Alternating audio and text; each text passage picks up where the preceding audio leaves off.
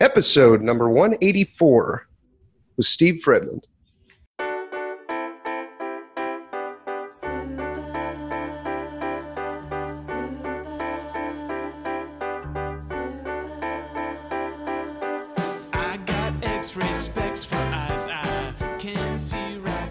Welcome to the Heads Up Poker Podcast. This is Steve Barton, and thank you for tuning in. This week, we have Steve Fredlund. He's a fellow podcaster and poker player of RecPoker. Thank you for coming on the show, Steve. Oh, it's my pleasure, Steve. Excited to be here. Yeah, a Twitter follower of ours kind of put us together a few weeks ago, and we've been going back and forth, and I've noticed we have quite a lot in common. We both have professional careers, and poker is kind of a side job for us. And we've both got a poker podcast where we've had a lot of the same guests, and we're both named Steve.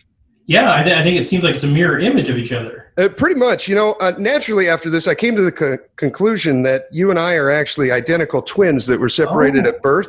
Nice. And now we don't have the same birthday, and age-wise, we're about a decade apart, but I think that's just semantics, and we'll let the CSI team figure that out. Right, I think that's true. Maybe that means that it takes two of us to do the job of one person. I don't know. But that's probably the most likely explanation. But it does seem that we're on fairly parallel paths here. How'd you get started in poker? When did you start playing? To me, it's sort of interesting. I played a lot of games growing up, a lot of card games and that sort of thing, but never poker at all. And it was probably 8 or 9 years ago when I have 3 kids, and I used to go fishing quite a bit, and they were interested in fishing all the time. They'd come with me, and they kind of lost interest in fishing. And I had 2 buddies who also had kids about the same age, kind of that young teenager, mid-teenager age. And we were talking one time. We were like, what can we do to connect with our kids? How can we continue to build those relationships? Fishing kind of went another direction, and somebody brought up, what about playing poker? And we were like, well, we never really thought about that. And so, long story short, we ended up playing poker. So the 3 of us would get together with, maybe a collective, 6 to 8 of our kids, and we played poker once a month or something for, a quarter, just some way of really building relationships. And we just kind of fell in love with the game, and some of the kids kept going. Some of the kids lost interest, but all in all, the adults were like, man, this is pretty awesome. We just fell in love with it. And then as they got older and less interested, we continued on. Huh. Interesting. And how long ago was that? It was probably, 8 or 9 years ago, I suppose, when we first started doing that. And so then, a couple of years after that, I started playing a little bit in the casino. So I've only been really playing, I guess, 6 or 7 years. Okay. Now you're in Minnesota? Yeah, that's correct. Okay, and one of your sponsors is Running Aces, right? Yep, they are our official sponsor. Yeah, it's a casino just north of Minneapolis, St. Paul. Okay. And the format of your podcast, you've done interviews for a while now. You're going to start a new format here coming up the next few weeks, right? Yeah, that's right. Yeah, so we, initially I did some interviews, and then I went through a series of really doing strategy things where we'd either talk about specific hands, or we would, dig into a specific topic like 3-betting. And my format is really getting input from a number of players. And so I would typically get input from recreational players, and then as well as some pro players. So an episode would be a number of different perspectives on the same topic or the same hand.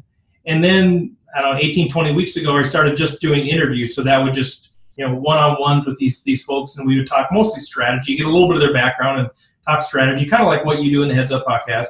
And now coming up in next week, actually, I'm not sure when this one will air, but I'm going to be shifting back, and what I'm going to be doing is saying, okay, let's go through this process of me completely rebuilding my strategy from scratch and getting the help of the poker community. And so I'm really approaching this like I'm brand new, help me build a strategy. And so we're going to start with some of the real basic questions. What kind of strategy should I be playing? What sort of hands should I be opening with? All of those sorts of things. And then building on that, hopefully week over week, and kind of building on that strategy for me personally, but it also, provides, I think, some great insights into folks as far as how do you think about a strategy in whole rather than, kind of piecemeal, like, oh, how do I play pocket kings? How do I play pocket fours? How do I play ace jack? And the idea behind this is really to help us have an integrated strategy. Okay. Okay. Interesting. Yeah. You sent me that, and so I recorded a few with four different questions. The first one was Yep. like opening ranges, and then you talked about 3 betting and 4 betting and all that. So that was kind of neat. I hope you're able to use some of that content, and yeah, I Yeah, that was was able to, fantastic. No, I appreciate that. And that's the idea, is to get a number of people's different perspectives, and then I'll bring it together. And I'll play the clips from the different folks, and then talk about, okay, where did I land with this thing? And in some cases, the answers are quite different. And so I think that's a great learning too, to show folks, especially recreational players, which is our target audience, that there's a number of different ways that you can look at this. It's not just one specific way to play it, and that's where you bring in your personality and your experience and what you think your strengths are, and all of those things. primarily just play live, right? You don't play online? Right. I've dabbled a little bit online. It's not legal in Minnesota, but I've played a little bit, but I really rarely do. And even live, I don't play cash. I think I've played it 3 or 4 times. So I'm really a live tournament poker player. That's pretty much all I do. Right on. Yeah. I'm not too fond of cash either. I mean, I'm a winning player at cash, but I'm much better at tournaments, and I have a lot more fun. And for me, there's just no feeling like just shipping a tournament when Right. you've outlasted a field of hundreds, sometimes thousands of players, and you're the undisputed champion. You have all the chips, and you win. Yeah, I know. I totally Awesome. agree. That's the competitive side. I think cash has its place for sure.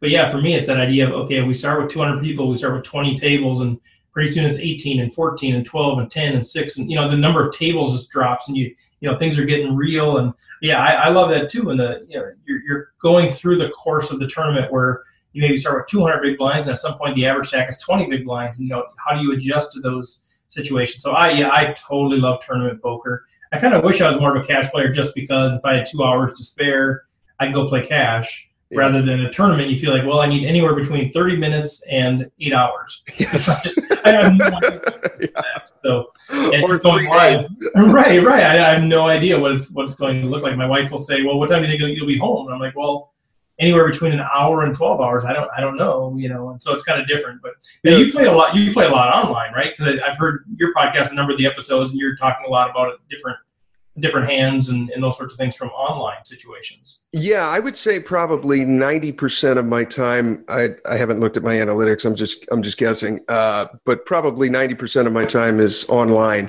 and then the other 10% is live. And the way I kind of look at it is, I look at it like online for me is the practice ground.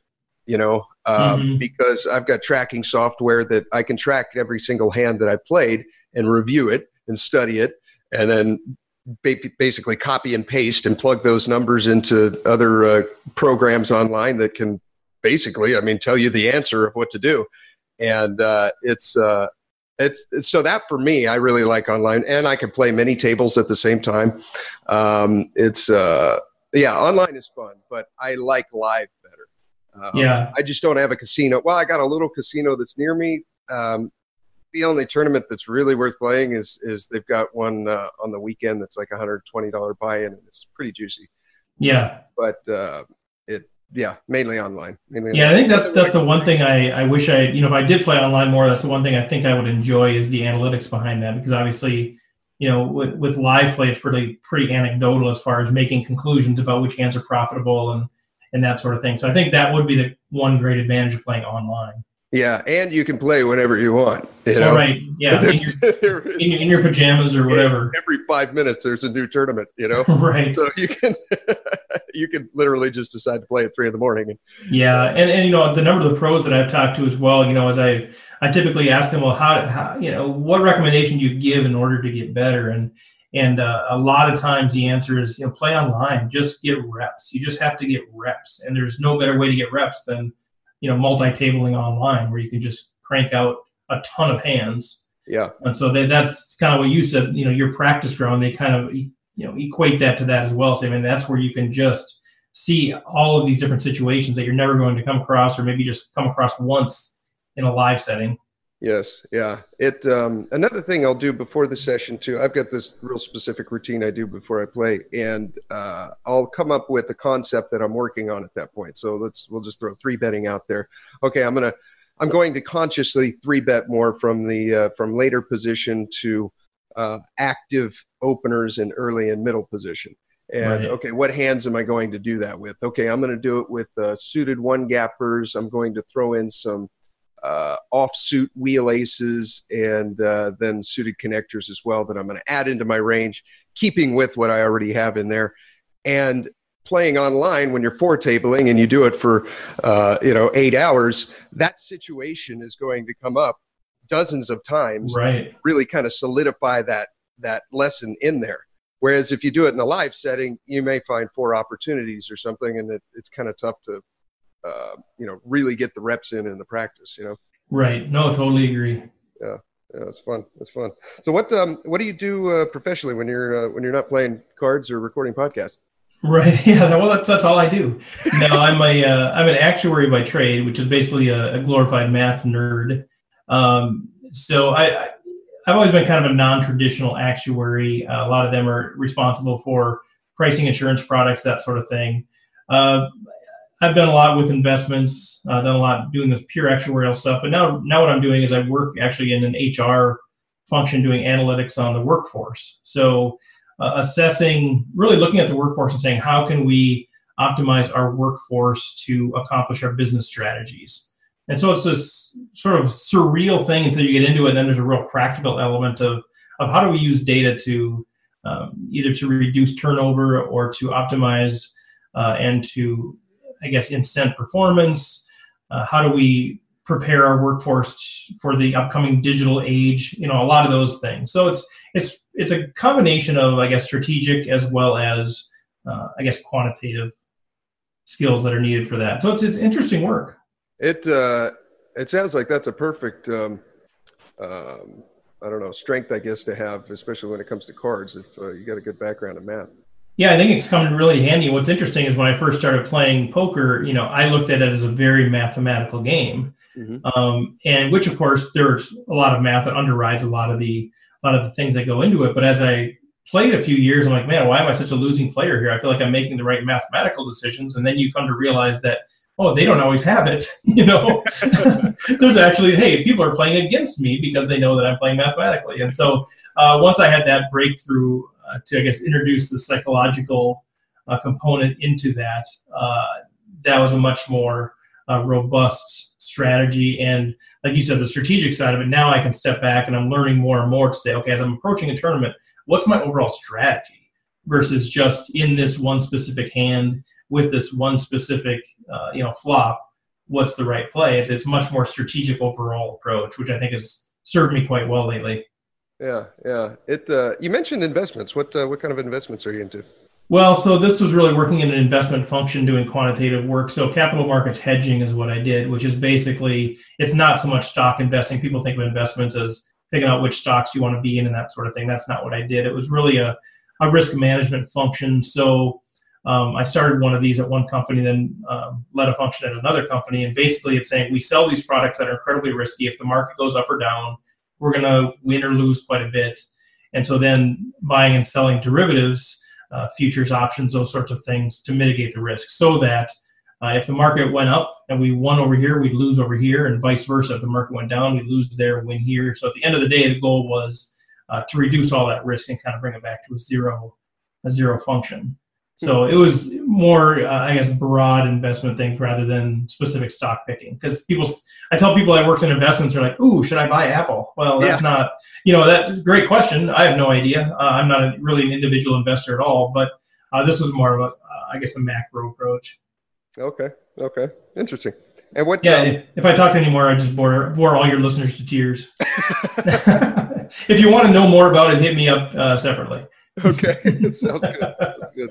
How often are you able to play? It varies quite a bit. When I had a lot more flexibility in my job, I was able to play quite a bit more, maybe as much as 2 to 3 tournaments a week. Okay. Kind of the daily stuff. And now it's much more, if I can get out once a week, I feel great about it. So it goes back and forth quite a bit. So I use the podcast as my way of learning off the felt. Yeah. But yeah, unfortunately, it's once, maybe twice a week, which most people, well, a lot of people would say, man, that's great. I'd love to be able to play once or twice a week. So it's all relative. I'm sitting here going, man, I want to play 5 or 6 or 7 times a week. So it's never as much as I want to, which I guess, helps keep the passion hot. Yeah. It sure is a fun game. I know. Yeah. Oh, I just love it. I love the people. I started playing a little bit when I first went from our little 3 guys in our kids game. I started playing in a bar league, which pretty quickly realized it wasn't the greatest poker in the world, but you just meet some tremendous people, and that's carried over into, especially playing the lower stakes at the casino. You just meet some great people, and they're people that I consider my friends, and they're kind of part of the podcast and just tremendous people. So, for me, first and foremost, it's a hobby.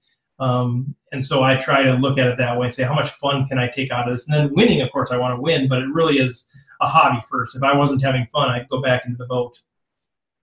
Yeah. Well, we're going to throw a quick shout out to our sponsor, Elliot Roe. Get in the right mindset before you play poker. Listen to a meditation tape before you play. You can put it on your phone, your computer, your tablet. I got a free one for you. It's a 7-minute tilt buster. Click on the link in the show notes. It'll take you straight to it. It's free. And what you do, you listen to it before you play. So before you go into the casino, sit in your car, listen to it. It's 7 minutes long. It'll prepare you for the game. You'll be able to focus on poker. He's got MP3s for everything. Live cash, live MTTs, online cash, online MTTs. He's got a bankroll builder. He has a managing downswings. He's got it all. Click on the link in the show notes or go to headsuppoker.poker. You'll find it there under the Support Us tab. And use the code HUPOKER when you purchase one of his MP3s. You'll get a discount and you'll kick back some to the podcast. Elliot Roe, the Mindset Advantage. Now, you said you had you've got a hand that you played for our strategy section. Yeah, I do. You gonna tell me what to do in these situations? Well, we'll try to dissect it as best we can, and it'll probably we'll go from there. Yeah, no, I'd love to hear your thoughts on this. I mean, it's probably a pretty common situation, but I think sometimes it's the most common ones that are the most frustrating because they come up fairly often. Okay. It's not that often where you have quads and think about folding. You know what I'm talking about. So, so this one, a 10-handed table. A tournament started around 100. About 100 people started. About half the field is gone. So we got about 50 people left. Top 10 paid. So, whatever you want to call it, still early or mid stages or whatever. Okay. Average stack's about 20,000 chips. The blinds are 300, 600 with a 100 ante.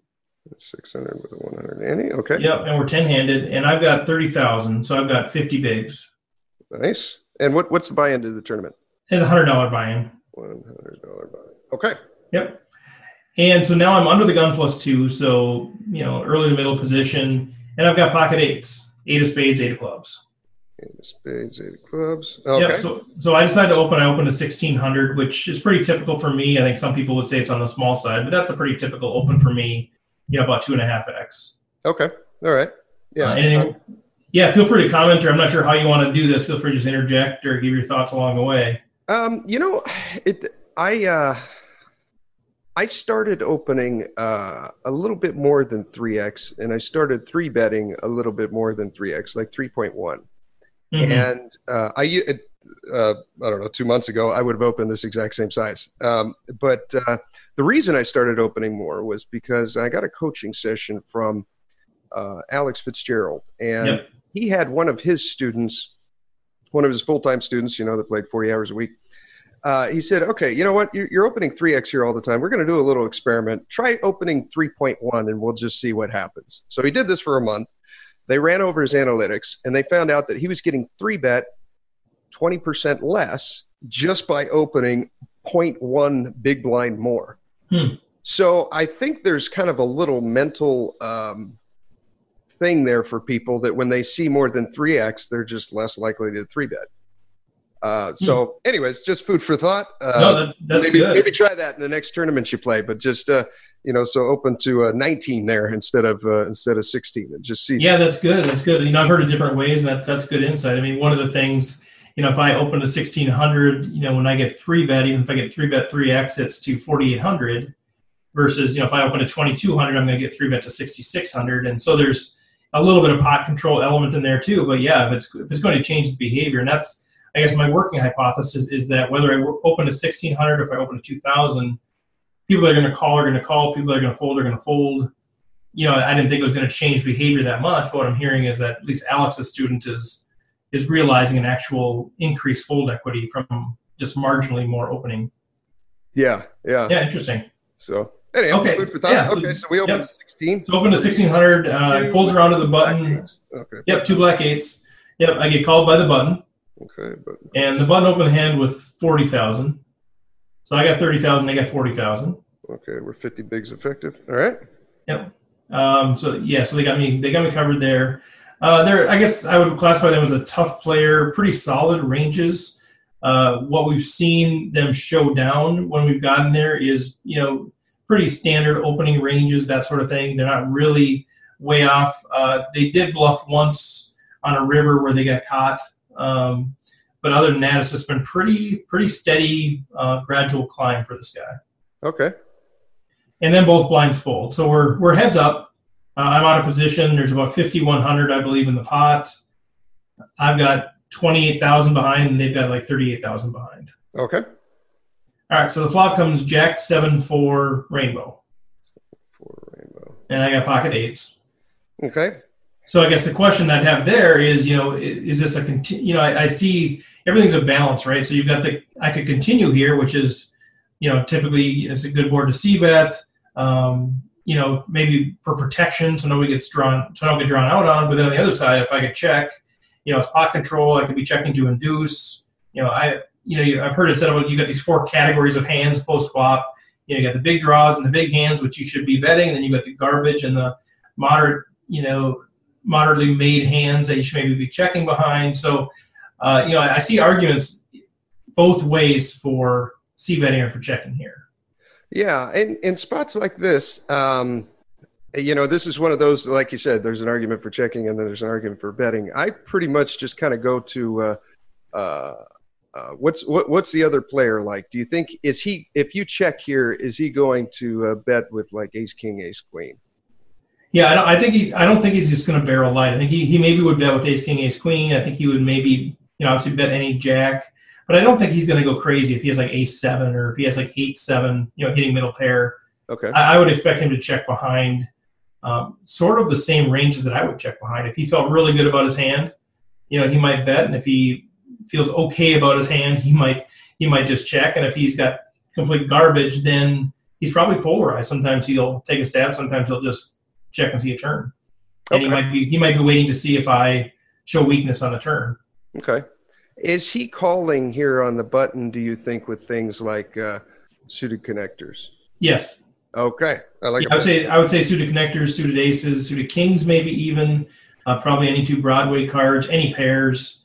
Obviously, he's capped, so I'm take out the big stuff. Yeah. But I think he's fairly wide here with speculative hands. Okay, I like a bet then. We're gonna get called by 5-6. So we're gonna get called by 6-7. Probably any 7 is never folding. Maybe even some back doors with like king queen of hearts or something. If there's one heart on the board, I think we could get called by. And then of course we're also getting called by a jack. But I think there's a lot of hands that we can value from. So in this spot, the way you described them, I would lead out, and the 5,100, I'm probably. I'm trying to decide whether to go kind of big or, I don't know, maybe around half pot, something like that. Mm-hmm. Yeah, so I was torn in this spot. I did decide just to check a little bit to underrepresent my hand, a little bit for pot control, just not let this pot get out of hand.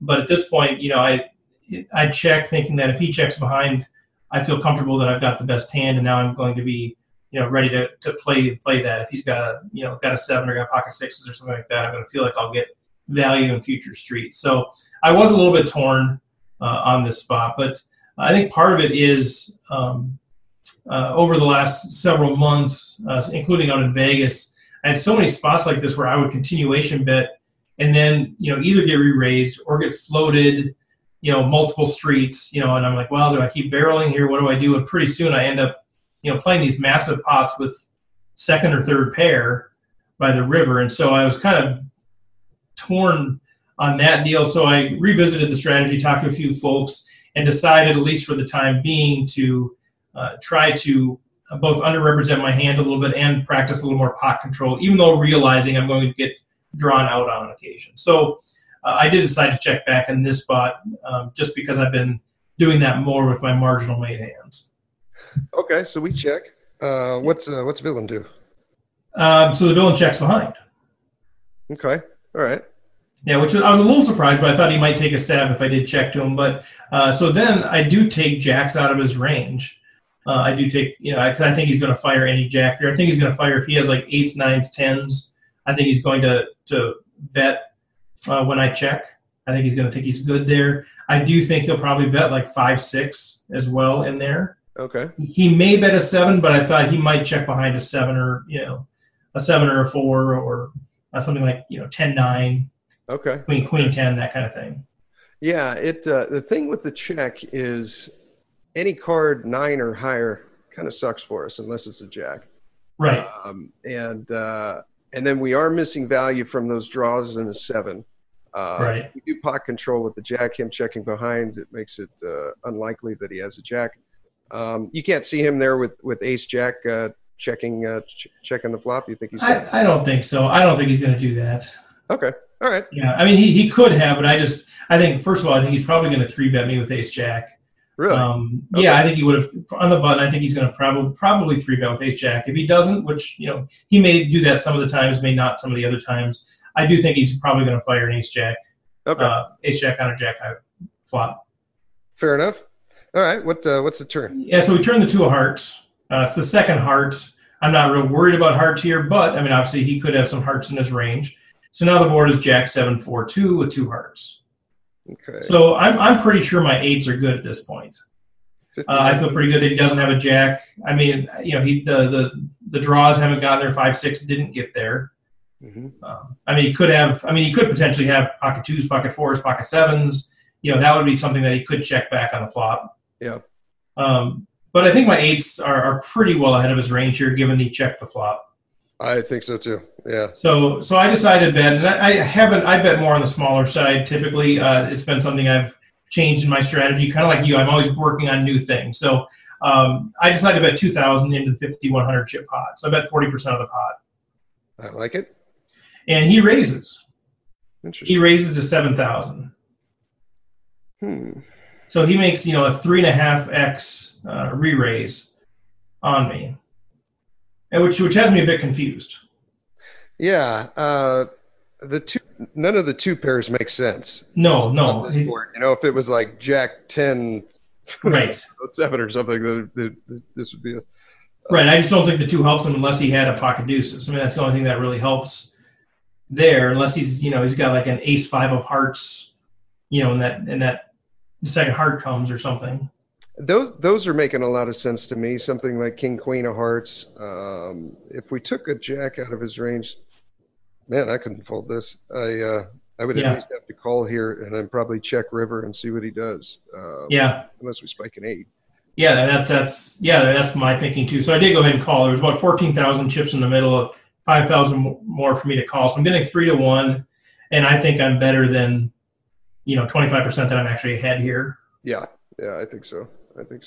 Okay. So I did make the call there, and so there's like 19,000 in the pot, and I've got about 21,000 behind. So I've got about a pot size behind. Okay. The river comes the king of diamonds, so no flush gets there, but it's a king. Not one of the cards we wanted to see. No. Obviously, if you're thinking king queen of hearts, that sort of thing is in his range. Obviously, the king just gets there. So I decided to check with the intention to call, but kind of see if I could pick anything up on him as far as bet sizing. Or I'm not really good at physical tells, but sometimes it's pretty obvious what they want you to do. Yeah. I'm debating here, is there value in doing like a cute little blocker bet? Yeah, I thought about that too. I mean, all of a sudden, I put out a bet of 4,000 or something. Yeah. I was thinking 5, but we're on the same page. One of those. It's I think it really polarizes you then, right? I mean, you get to showdown fairly cheap, and if he raises it, then you feel pretty good that you're beat. Yeah. Yeah, I mean, if he raises there even to like 10K or something, I don't think we could ever call. I don't know that we're ever getting called by worse. I'm trying to think if a 7 is calling there. Yeah, it's hard to imagine a 7 would call you there. I wouldn't think so. Because, 9s or 10s could call you, but they're obviously beating you. Yeah. Yeah, I'm probably checking as well, and then just hoping he checks behind, or right, or makes watching him and seeing if he's betting his missed flush draw, Right. Yeah, so I did check, and then he bets 8,000 into the 19,000 chip pot, so a pretty small bet, relatively, I guess. So there's 27,000 in the pot, 8,000 for me to call. I got 21,000 chips. So I do decide to make the call. I think that king is good for his range, but I also think my thinking was, if he just has a king, if he has like a king 10, would he bet that for value, or would he just be happy to see a cheap showdown? I figure he probably would bet that for value, but I do think there's enough in his range. I think he's going to. I mean, I've shown plenty of weakness here. I've underrepresented my hand. I think he's probably, if he has the 5-6, if he has the 2 hearts, I can very well see him taking a river stab here. Yeah. Okay. Let me think. So there's 19 in the pot. He bets 8. We have to call 8. 35. 8 into 35.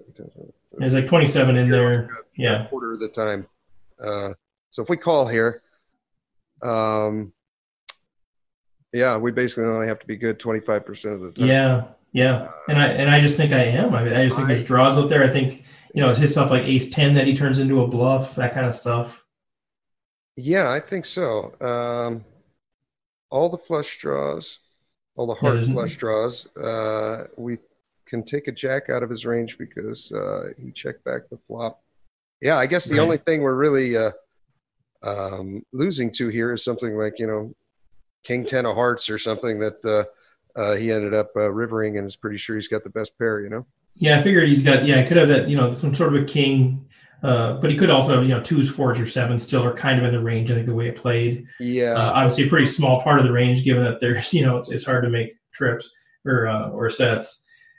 But I do think there's a fair amount out there, any of the heart draws that don't contain a king, I think. When he bet, did you get anything from him? Like I didn't. Facial expression, anything?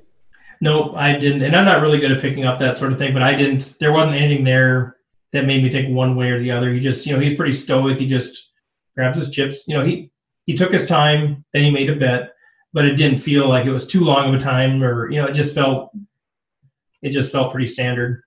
Okay.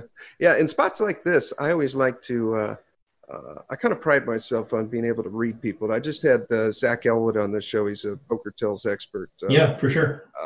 Recently, and after going through some of his courses, I realized maybe I'm not as good as I think I am. But in spots like this, where it's a decision like that, and you could kind of go either way, I try to get him talking. Right. So, do you know the guy's name? Have you played with him before? Yeah, I do, and that is sort of one of my strategies as well, to try to get him to talk. So I'm sure, if I remember right, I said something about, boy, did I let you get there, blah blah blah. Yeah. He just stayed stoic, which is what he would do, I think, whether he had it or not. I mean, some people, they will engage you in some situations, they won't in others, and so you can kind of use that as a tell. He's just the kind that he's very friendly when the action is not going on, but he's very stoic when it's happening, and so he just didn't engage me, which was hard for me to really read a strength or weakness. Yeah, you're just getting nothing. Yeah. I do the same thing. I'm very friendly at the table, but as soon as I'm in a hand, then I don't talk. Right, which is a good tip for all the listeners out there. We are looking for signs when we ask you questions. we are hoping that you answer us, and that your voice shakes, or you seem super comfortable, or that you seem nervous. And we're hoping you answer us. So a good strategy tip is just stay focused on the cards. Don't give anything off, but you have to do that consistently. You can't do that when you have a big hand and then be super chatty when you don't. Yeah. I flick in a call and then wait for him to show me the winning hand, and then I quietly muck. Which is exactly what happens. He shows king queen offsuit, actually. Oh. So he did get there. He was just making a stab, I think, with the king queen on that. Once I showed weakness initially. Okay. Yeah. So not a suited king queen, but just king queen. He wins the pot, and I think I'm okay with how I played the hand. It's just sort of frustrating piece to think, well, what if I had really, played it harder on the flop or, on the turn or anywhere, before the river, could I have gotten him off of it? But I think to me, it's always easier in hindsight. To me, I've gotten a lot of value this way too by underrepresenting a thing like pocket eights and letting people fire a couple bullets and then just hero calling them off. Yeah, it generally speaking, and I don't want to say every time because that's certainly not the case, but generally speaking, when I've got a pair and I'm heads up and then one overcard comes out and I'm out of position, I usually fire and kind of go from there, and I feel like it gives you a little bit better idea where you stand in the hand. Now, the problem with that is when the turn comes, if you don't fire again, then you're pretty much telling them, well, I got one pair. Right. Go ahead and play accordingly here. No, and I think that's exactly the situation I run into is that, I agree with you that I think it's a great spot to fire a continuation bet. And typically with second pair, it's a spot where I will probably more often than not. But yeah, that's exactly right. All of a sudden, so I do lead out the flop and then he calls because maybe he's just floating me. Maybe he has a big hand. I have no idea. Does he have a draw? Yeah. Is he just a tough player, not believing me, thinks I have ace king and he can steal it later? I have no idea. Yeah. So then, the 2 comes on the turn. So it's jack 7 4 2 and I have eights. And I've been showing aggression pre-flop and I've showed aggression on the flop. Now what? Yeah, do I check? Well, then he's going to take out all of my jacks. He's going to take out all my queens, kings, aces. He's going to just know I'm weak, or he's going to at least think I'm weak. Yeah. And now he can steal the pot and then I just give up? Oh, no. Okay, so now I'm going to fire the turn. So I fire the turn and maybe he floats again. Maybe he has a big hand. Maybe he doesn't. You know what I mean? Like, yeah, in this case, it might have worked on the turn, but oftentimes I get called or I get re-raised, and now I'm playing this massive pot. I start the hand with 50 bigs, and all of a sudden I've got 30 to 40 bigs in the middle with second pair. And so that's the rub for me is, how do you reduce variance in a variance-ridden game, but how do you get value from your good hands and protect those? So it's always this trade-off. I think interesting dilemmas like that. Yeah. Because afterwards it's always like, well, why didn't you continuation bet? Well, if I knew he had king queen offsuit, I would have. I mean, it's always an easier game. Well, duh. Why didn't you fire the turn? Why did you re-raise him on the turn? Well, because I didn't know he had king queen offsuit. Yeah, because I could not see his hand. Remember right. Logic is hard. So anyway, this is, I think it's an example, but it continues to point out to me. One of the areas I really want to get better at is really that strategic post-flop play, including starting to understand GTO play and that sort of thing a little bit more than I do right now. Because I shared this with one of the folks that went to Vegas with us about halfway through that week. I said, just post-flop, like situations like this, sometimes I just feel lost. Mm-hmm. Like what do I now? I've got myself in the situation where I have second pair and I'm out of position against a tough player.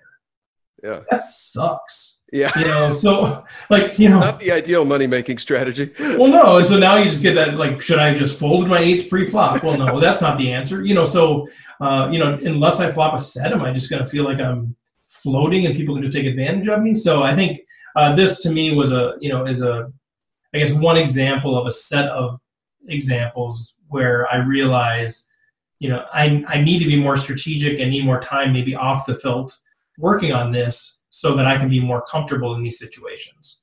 Yeah. But all in all, I wasn't mortified by how I played the hand, and I was able to save a number of chips. I didn't overplay it. I didn't get too many chips in there, and I still had some equity in the tournament. Yeah. Right on. How'd you do in this one? I don't remember. I don't think I cashed in this one, but I felt good about this play. I think I just went on and lost my chips. Insert either bad beat story or bad play story or blinding off story, whatever story you want to insert here. I don't think I went on to do anything very spectacular in this thing. Right on. Cool. Well, thank you for coming on the show, Steve. You guys can check out his podcast. It's RecPoker. It'll be the first and only one that comes up. Yeah, I'm really looking forward to your series that's coming up. I think this is going to be interesting. I've never heard of a format before like that, so I think it's unique. And we were talking earlier off the show. You got to test a concept and see if it works. And I think it will, but I'm curious to see how it goes. Well, I appreciate that. I think, contributions from folks like you that are experienced players and are talking to a lot of people and have a lot of insight, that's huge. And, it's a lot more editing than just interviewing somebody, but I think it adds this depth to it that I think is going to be really good, because you're going to hear from some of us recreational players and some of my, a few of my people that don't play very much, all the way through through the Steve Bartons of the world and up through the Jonathan Littles and the Matt Berkeys and those guys too. And so I think it's going to be a great mix, and I think it's going to be super helpful, especially for beginning players to think strategically about their game. So I appreciate that, and I know we're going to have you on our show as well. So once we get through this deal, we're going to have you on the show, and then you can tell us all the right answers. All right. Well, I don't know about that, but we'll see. All the right answers. Right. Then you can correct everything that we just did, and you can rebuild my strategy from scratch. I look forward to that. Awesome. Well, thank you for coming on, Steve. You guys check out his podcast. Remember to get your free 7-minute tilt buster. You can also go to headsuppoker.poker, bookmark us on Amazon. It's under the support us page. Won't cost you an extra dime, and every little click that you give us, it kick back a little bit to the podcast. Thank you for tuning in. And here is your weekly motivational speech. Most people don't reach their dream, not because of failure. Most people don't live their dream because they give up. You see, it's not the failure that stops us, but that most stop at their first failure. Those who succeed don't stop at one failure. They don't stop at 10 failures. They don't stop at 100, 1,000, or 1,000,000. They say, this is my goal, and I will do whatever it takes to achieve it. I will learn the lessons from any failures. I will learn faster. I will work harder. I will work smarter. And I will not quit until my dream is a reality. That's the difference between success and failure. Failure is a massive part of being able to be successful. You have to get comfortable with failure. You have to actually seek failure. Failure is where all of the lessons are. When you go to the gym and you work out, you're actually seeking failure. You want to take your muscles to the point where you get to failure, because that's where the adaptation is. That's where growth is. Successful people fail a lot. They fail a whole lot more than they succeed. They extract the lessons from the failure, and they use that, the energy, and they use the wisdom to come around to the next phase of success.